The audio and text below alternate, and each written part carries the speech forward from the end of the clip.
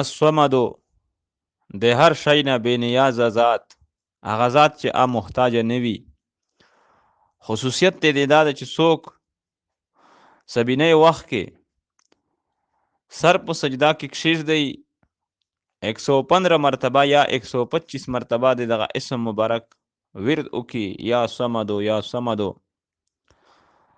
ظاهری او باطنی سچائی به الله ته نصیبه کی، رښتینتوب به الله ته نصیبه کی، او د چا ظالم پلوس کې به الله پاک دای گرفتار کوي نه.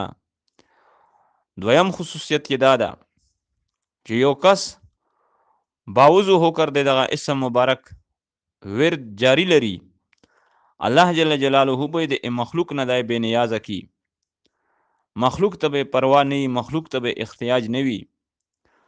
دریم خصوصیت یې دا ده چې څوک کثرت سره دغه اسم مبارک ورد کوي، مشکلات په الله ته آسان کی.